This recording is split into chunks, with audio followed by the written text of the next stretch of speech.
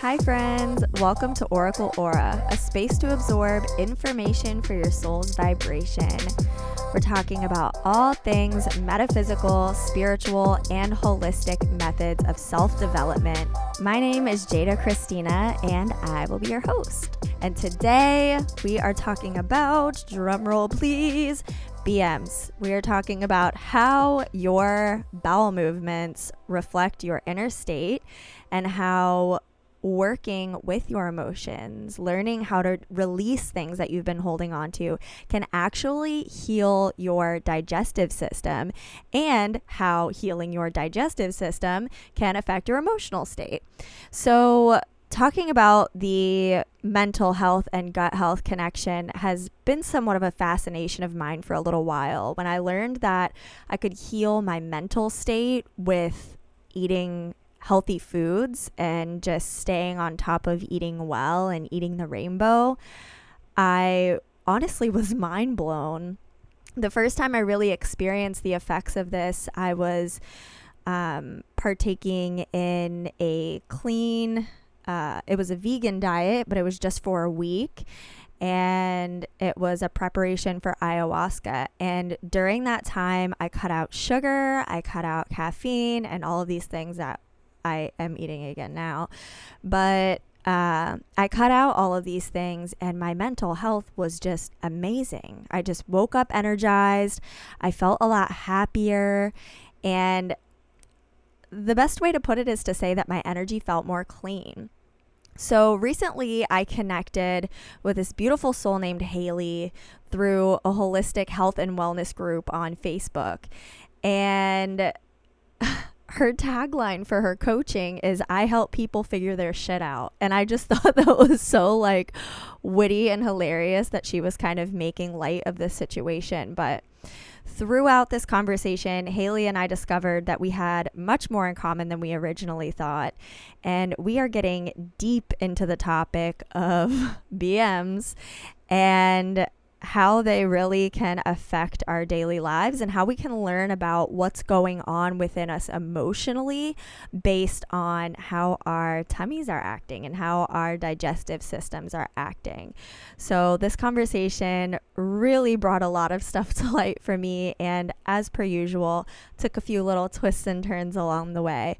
But I hope you guys enjoy this episode of Oracle Aura with Haley Brittingham. Hi, Haley. How are you? Good, good. How are you doing today? I'm good. Thank you. Thank you so much for being here. I'm so excited to chat with you today about the connection between gut health and mental health.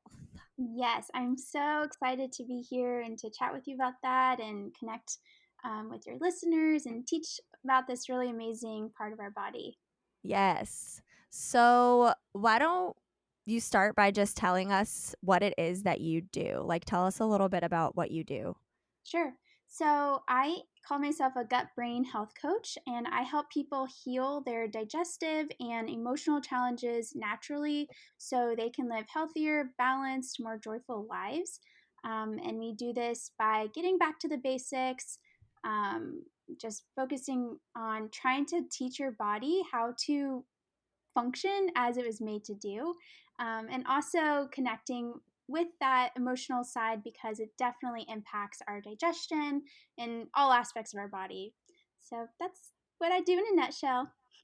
Nice. So it's kind of going both ways. Like your digestion and your gut affects your mental health, and your mental health affects your digestion and your gut. For sure, yeah. And I'd be happy to kind of dive into that a little bit more if you'd like. Yeah, absolutely. So I've heard it said before that about 90% of our serotonin is produced in our gut. And whenever I heard this, I thought it was wild. And it also kind of just made me realize that, when I have a day where I do eat not so good, the next day I find myself feeling maybe kind of anxious or depressed or whatever it is. So, can you tell us a little bit about why that is and how that works? Yeah, yeah, it's so amazing. Um, Yeah, so our guts produce 95% or 90 to 95% of the serotonin and also about 50% of our dopamine. So our guts play a huge role on our mental health. And often what happens is, depending on the way we react to stress, whether you take flight or yeah, what is it? Flight, fight, or freeze. So if you take flight or you fight it or you freeze, typically your bowels, like your gut will respond in the same way that you respond to stress. So what I'm finding is a lot of times people who have constipation, for instance, when they are faced with stressful situations, they freeze more likely than not. And the opposite is true for diarrhea. Those people typically are more likely to fight the stress or take flight and just run away from it. Um, Wow. yeah, it's really fascinating. And there's that's just from what I've been finding with just working with people. It's not necessarily in research, but the research does suggest that are because of those serotonin and dopamine levels in our guts, um, we it does connect. So like if we are under a lot of stress, our guts will be impacted, and it can even change the bacterial makeup, the gut microbiome in our guts over time. And I actually recently shared a live video in my Facebook group about the different types of stress, and often we don't really think about what type of stress we may be under or are chronically in. So there's three different types. So there's acute, which is just like in the moment, you just kind of, maybe you're super excited about something, but that excitement can turn into anxiety and then you feel stressed and your body feels tense. Um, there's episodic, which is like an episode, and it can be for a couple of weeks. Maybe you have a strict deadline you're trying to meet, and it's building up a lot of tension, and maybe your gut will react because of this.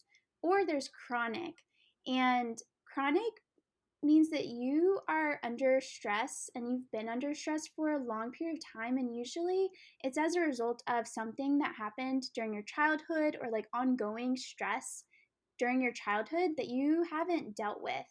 And what I'm finding with people that I work with is that a lot of times people who have gut issues also are dealing with chronic stress that they aren't actually dealing with. And so that's why I tap into the emotional side heavily, because we have to figure out what's going on emotionally, what may have caused that chronic stress initially, and what is continuing it presently, before your body will start to be able to function.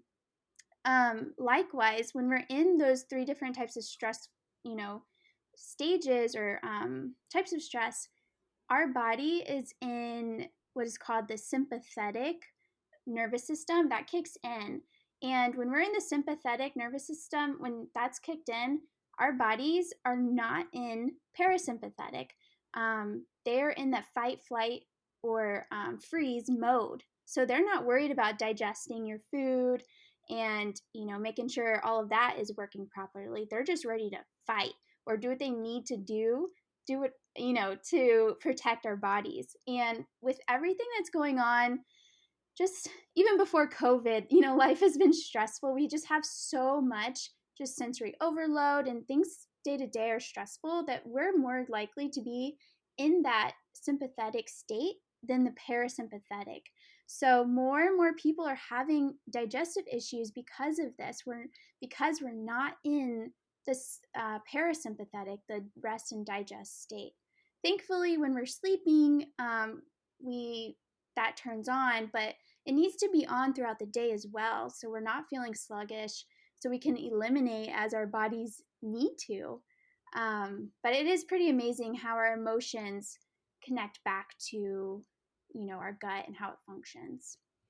So when you're in that parasympathetic nervous system, that's when you're able to your body is able to carry out its natural functions. And when you're in the sympathetic nervous system, that's when your body is like, oh shit, we got to solve this problem. And it's not worried about things like, digesting your food. Am I right? Exactly. Yeah. Okay. So, how can you tell when your parasa- par- parasympathetic? No, you want to be in parasympathetic Right. when your sympathetic nervous system is activated. What are some signs that come up? Like, how can you tell? Yeah. So one of them is how your chest is feeling. Like some people call it, it can go to an extreme to like a full on panic attack, but sometimes you just are really heavy on your chest and almost like you're taking shorter breaths. Um, and that's one thing. Maybe your mind is racing and you can't calm it down. Like it just keeps on going and going and going. Another is definitely your bowel movements. And if they're too frequent and you're running to the bathroom or nothing is happening, but you know you need to go. Those are a couple of different ways that you can tell. Okay. So then whenever you are in those states and maybe you're dealing with issues with your bowel movements, or you're noticing that you have tightness of breath, or shortness of breath rather, tightness in the chest, what are some things that you recommend to your clients to help get them back into their parasympathetic nervous system? Yeah, so another amazing part of the body is called the vagus nerve, and Mm. this um, connects from our brain, and it's called the wandering nerve because it kind of connects all sorts of organs, but it goes to our stomachs and our intestines. And when the vagus nerve is toned, as they say, it helps us get into that parasympathetic state more easily. So some ways to tone your vagus nerve is um, immersing yourself in like cold going outside if it's cold, maybe taking a cold shower or like at the end of the shower, turn on just the cold water and breathe. Some other things are exercising, but like gentle exercising, not so much running, but just gentle exercises like stretching and yoga, meditation for sure. Um, and even probiotics, which is a supplement, has been shown to help tone that vagus nerve and help your body reduce the stress that it may encounter. So it's really interesting to hear all this about the vagus nerve and how to tone the vagus nerve, because I actually was diagnosed with an issue with my vagus nerve when I was younger, and I used to faint. Mm. Like I would get these kind of like fainting spells where it wasn't like I was just falling down. It was like I would be really stressed about something at school, and then I would start feeling really nauseous, and then I would get really hot, and then I would have tunnel vision, and I would have to lay down, and then I would pass out. And I didn't even know that being in cold water had anything to do with, as you're saying, toning your vagus nerve. But when I take a shower, I always turn the water to cold at the end. That's awesome. Yeah. Yeah, so it's kind of just like intuitively doing that. That's pretty cool. Yeah. So have you you may have heard about Tony Robbins, like his part of Yes. his he does like a swim every morning in a 52-degree pool. And I Mhm. didn't connect, the reason why. I thought it was just to like help him wake up and face something challenging. But I realized, oh wait, it also is helping his system as well. Wow. That's awesome. Yeah, because whenever you hear about those things, like you think, oh, they're just doing that to wake up. But then you think about people like Wim Hof, right? Do you know about No, Wim Hof? no, I don't. So this man literally has so much mental capability within his own body that he can go and do breathing exercises like sitting on a freaking glacier. Hmm. And they actually did experiments with him where they injected different, I want to say, viruses into his body, and he was mentally able to fight them off within his body.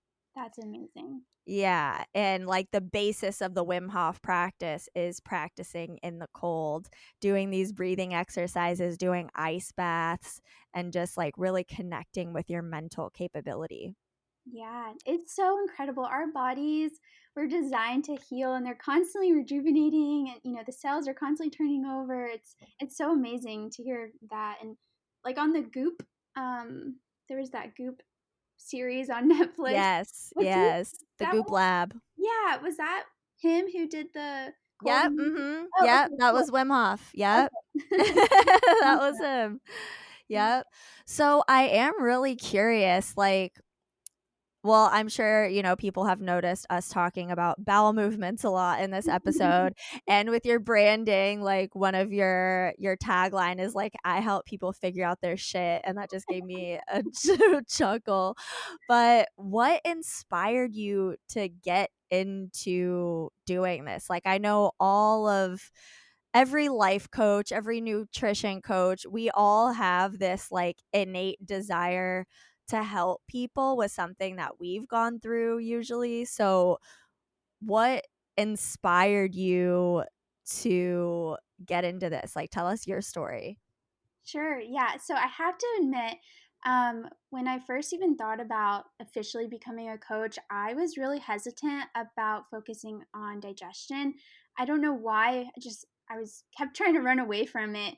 And I was like, maybe I'll be a confidence coach or a self love coach. Like I was trying to do all these things, but I just kept coming back to that.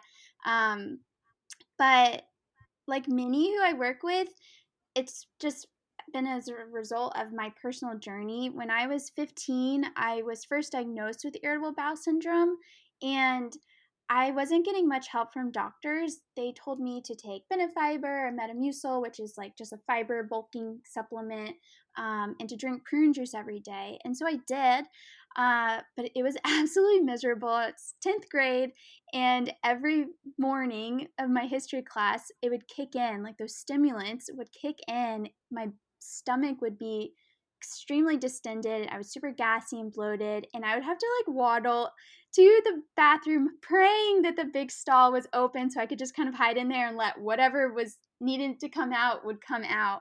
And I lived that life for that full year. And at the same time, I was having all these other weird things like super bad migraines, face rashes that would not go away. And like, I wasn't getting any answers. And my poor mom, she did her best, but we just didn't know what to do. And um, it took me some time to realize, like, okay, I just need to figure this out on my own because I'm not really getting much help. And so, like, at 19, I was in college and I was still suffering. And at this point, it was really impacting my mental health. Um, and so I went and got a colonoscopy, which is a very common procedure that people who have IBS or other, stomach issues will go and get because you can't help but think, okay, something's really wrong. And I can't tell you how many times I researched and thought, oh, okay, I must have cancer. Like I have all the symptoms. And, I'm Just like freaking yourself out on well, WebMD, like it's cancer. yes, and so many people go through that. Like I'm a part of a bunch of other IBS specific groups, and I can't tell you how many times I've read that, and I know that feeling, and it's so scary. And then you get these colonoscopies, which are super invasive, and after you come out of the anesthesia, they're like, "Oh yeah, everything looked normal," and you're relieved because you're like, "Okay, it's not cancer," but at the same time, you're like, "Well, crap, like." I still can't go to the bathroom. Like, this is not normal. Yeah.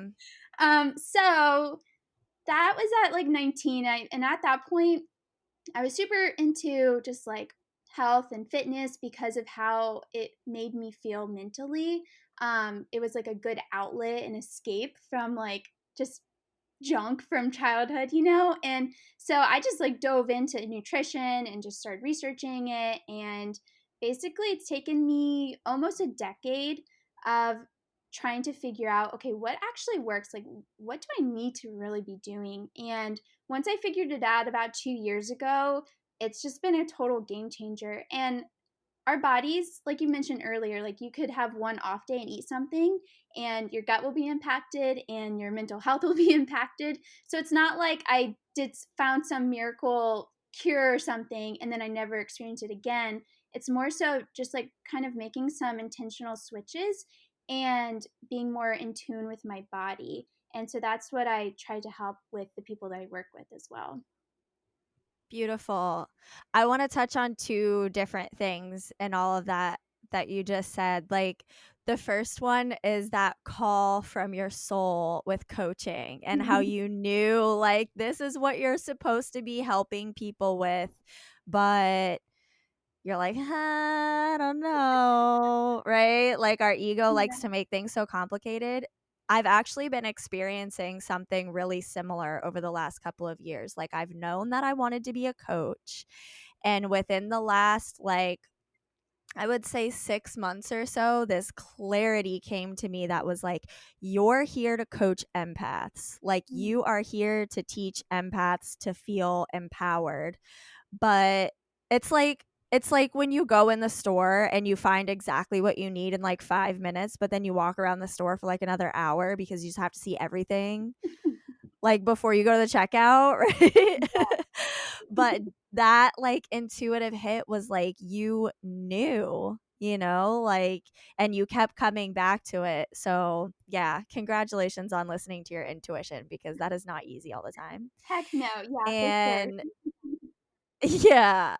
And the second is that I actually had a really similar experience in high school. And I also was diagnosed with IBS. It's interesting how, like, we just magnetize people into our past sometimes that we have these little synchronicities with. I did not think we were going to end up talking about IBS today, but but when I was around the same age, probably like 16, 17, I got to the point where it was like I couldn't ride the bus to school in the morning because I would have to go to the bathroom so bad. And I was so terrified that I was going to like go in my pants on the bus. So I would have to have my dad drive me to school. And, that was hard enough to deal with. But the same thing, they just told me, I literally was told by a Western doctor, you have IBS and there's no cure for it. Mhm. You can take probiotics, but there's no cure for IBS yet. And honestly, the older I got, the more I was like, that is a load of bullshit. Yeah. Because honestly, like, why? There's so much to unpack with this. Like, Western doctors, don't get me wrong, Western medicine is good for a lot of things, but to only pay attention to the Western style of medicine where we say, here's the symptom and here's the band aid for it, and completely ignore all of these ancient practices from the Eastern world is wild. Like, Yeah. and I think we're really starting to wake up in this country and see like, oh wow, there is a connection between our emotions and the way we feel. I was extremely anxious in high school. I was extremely anxious and depressed. And it's no wonder my stomach was fucked up all the time. I mean, not to mention I was eating cafeteria pizza every day for lunch.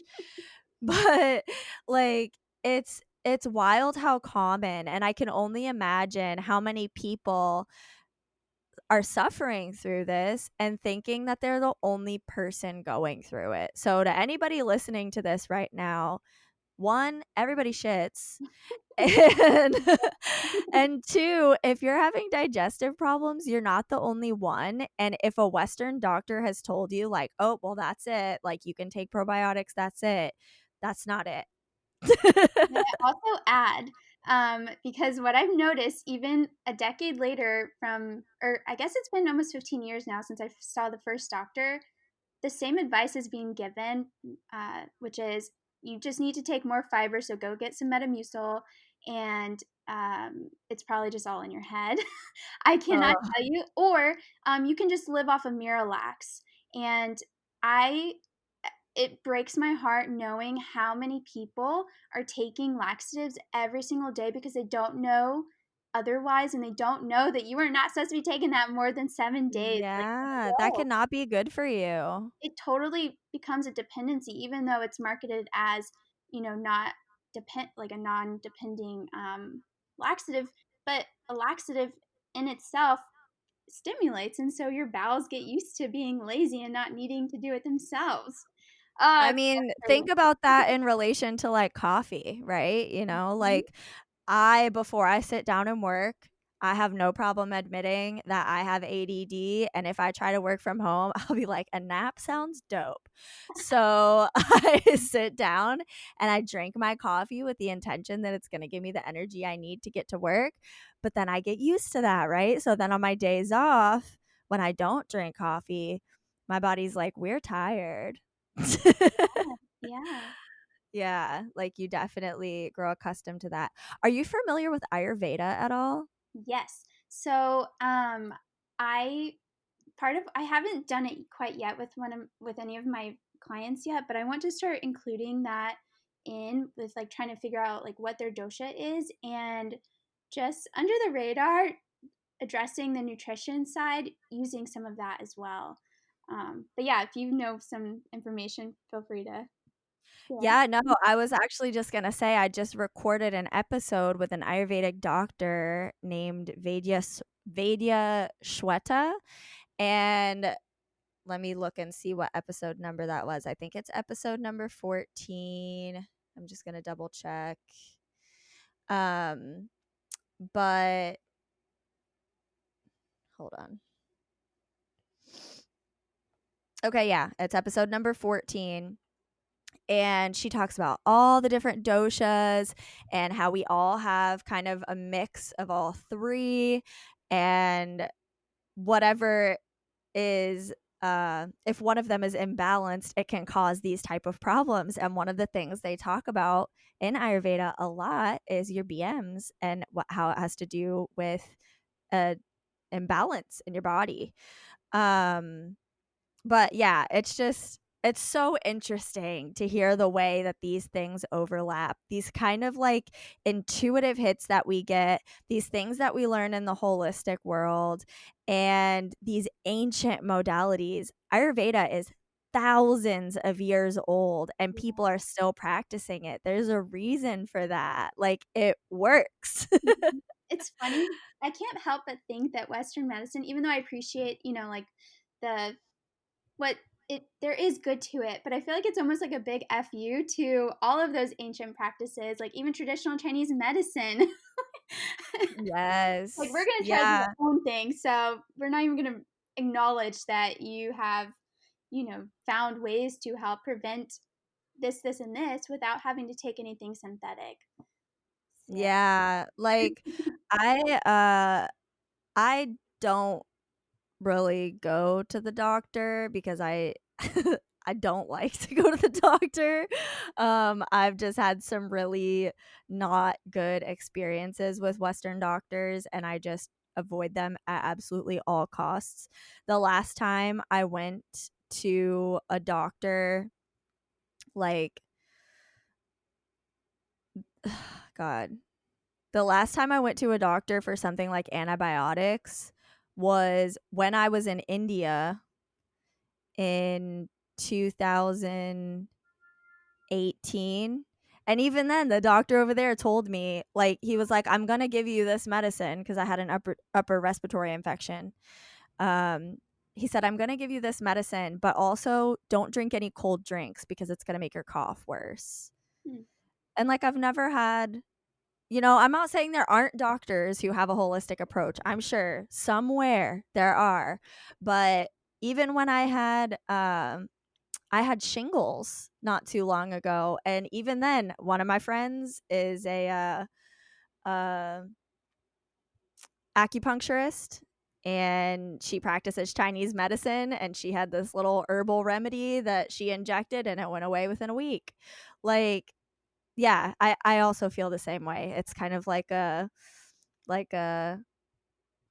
I mean, this is a way deeper conversation, but I feel like the United States in general, I mean, that's why we're here, right? To get Yeah. deep in these conversations. But like the United States in general is kind of like oh, you're doing it that way? No, no, no. We're gonna do it this way, right? We're Mhm. like the bratty child of the world.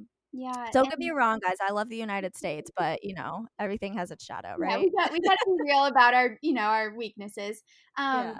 One thing I'd like to just add too is it's not necessarily like the doctors themselves. It's not anything personal. Like I have know a couple of doctors and I love them and I respect them and I appreciate all of the hard work that they went through, to become a doctor. I think it's more so the training. It's just kind of it's very like this is what this is and that's it. And a lot of times doctors only get a couple of classes of nutrition, and nutrition is the staple. It's like everything goes back to nutrition, but you're not Mhm. told that. Like even when I first went to the doctor, nutrition was not mentioned. They didn't even say you need to increase fiber. They based from foods. They didn't explain to me like fiber comes from food, so I thought fiber only came from Metamucil, I had no clue. It took me years to honestly realize, oh, wait a minute. Wait, bananas have fiber? What? Right, right. Oh, wow. Yeah, that is so true. Like, I mean, like I said, Western medicine has its place. There are absolutely freaking amazing things that they've been able to do with Western medicine. But it really, like you're saying, it comes back to this holistic approach of that you are a whole human being. You're a mind, body, and a soul. And that's what Ayurveda teaches, like we're a whole human being. We're not just this machine with symptoms, we're like energy coexisting with the meat suit. Um, Yep. yeah. I Oh, speaking of energy, you probably know this already, but I'm reading this book called The Emotion Code, and it mentions how all of us have an energy field that extends between like 8 and 12 feet out of us. Mm-hmm. So this is top off topic, but you just mentioned that, and I think that is so amazing. Everything totally is energy. Yeah, absolutely. Everything is energy. And it's interesting that you're bringing this up because just this morning I stopped like forcing this coaching program to come out of me. And as soon as I stopped forcing it, it just flowed right out of me and just came to me. And one of the pillars that I was writing about was connection and how our connection to every how do I say it? Here, this is what I wrote down. Bringing awareness to our connection to all things allows us to channel messages from spirit to humanity and emotions from humanity to spirit. It also reminds us that we're all part of the same gigantic field of energy. So, a lot of the times, the things that we're storing in our bodies can be a product of our environment. Like when I was saying, do you really think it's a coincidence that you and I both started experiencing IBS symptoms in high school? Definitely not. Yeah. Yeah, like that's also a product of the environment and the way that it's affecting our energy. Mhm. So, Yeah. yeah, it really is interconnected. Oh, can we talk about the empaths? Because I also have Yeah. been coming up. I feel like I need to go get a PhD so I can make this, legitimate. But so I would consider myself an empath, a highly sensitive person, and that definitely played into, how I perceived things going on as a child and growing up. But what I've also noticed is that a lot of people with gut issues are also highly sensitive. And I even ran a poll in my group asking because I was so like fascinated by this finding. And um, it would totally make sense too because our irritable bowel syndrome, that name, they call it that because of the nerves in our guts are a little bit more sensitive or a little bit more irritable than someone who isn't, doesn't have that. So I just think it's so fascinating how it is all energy. And for those of us who can feel energy going, from our environments like you were talking about, that also plays a role on how our body functions or doesn't function. Yeah, absolutely. Holy cow. Yes, we can definitely talk about this. So, so, gosh, being an empath, first of all, I always, always, always say this disclaimer when we start talking about being an empath or a starseed or a healer or any of this. It's my belief that every single person comes here as an empath. Energy is our first language, right? So before we can even, like, have you ever been around maybe like an animal or even a baby that just, there's that one person they don't like to be held by? Yes. Yeah. Yes. So energy is our first language, before when we're just little babies, nobody's told us yet, like, spirits aren't real and energy is just woo woo bullshit. Like, nobody's told us that before, right? So we don't know. And that's the way that we communicate. We're just absorbing these things around us all the time. Mhm. And it absolutely manifests in the body. And I think we're getting to a point now where we're seeing more and more people identify as empaths, because we're really, just like with medicine, how we're starting to take this holistic approach again and realize that we are a mind, body, and soul. I think as a collective, we're starting to realize that we communicate with more than just words. We communicate with our energy. So, yeah, absolutely. I totally agree that, like, our sensitivity, and as we as we grow into adulthood, some of us kind of build up this armor of like, okay, this is how I protect myself and I don't feel other people's energy. And then some of us just stay super freaking open, and we're like at a bar and sitting next to someone, and all of a sudden we're feeling super lonely because the person next to us is going through a breakup and we don't even know them, but we're feeling it. Like, Yeah, it's yeah. it's a huge spectrum, but yeah, that stuff absolutely manifests in the body.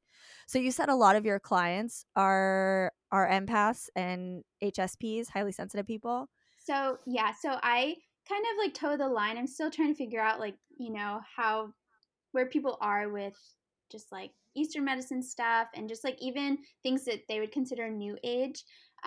So I just casually asked them, so when you were growing up, were you able to feel like the climate, the environment? Like, could you walk into a room and figure out like how people were feeling just by what you felt? And so I like ask questions like that, and then that's how I gather. And they're like, "Oh yes, for sure." Because if I ask, "Would you say you're a sensitive person?"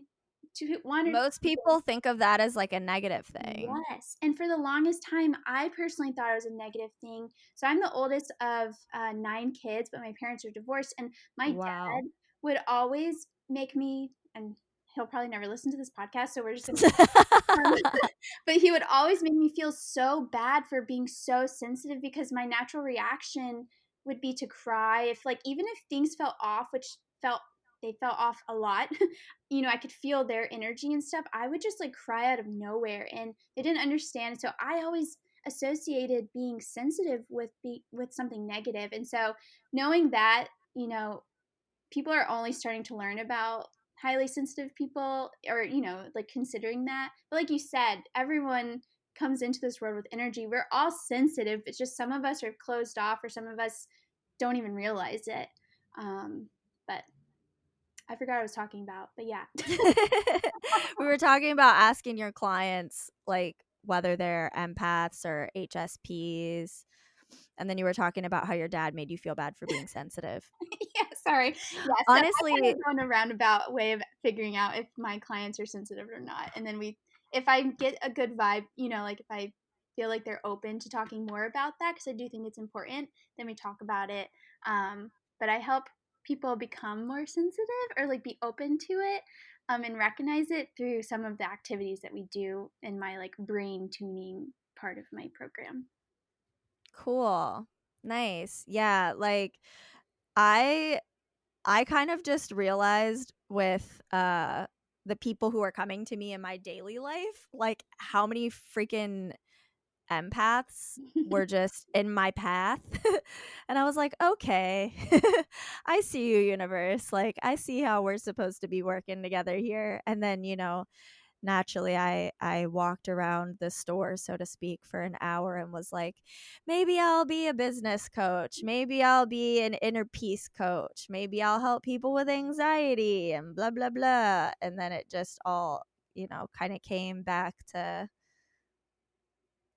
empathy. Yeah, that's so important. Yeah. Yeah. Well, this has been a really interesting conversation.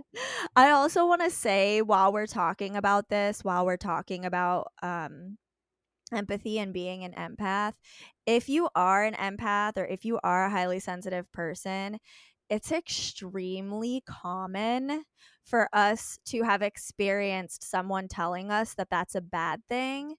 And that can also lead to this point of feeling like we can't trust our emotions. And that becomes this kind of separation within the self. And as I'm sure you see, Haley, with your clients, that can even lead to all of these different physical issues in the body, with digestion or breathing or whatever it may be.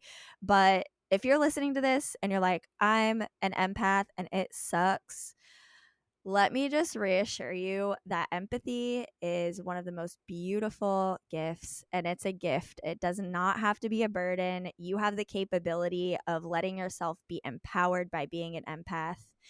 And yeah, I being Yes. sensitive is not a bad thing. No.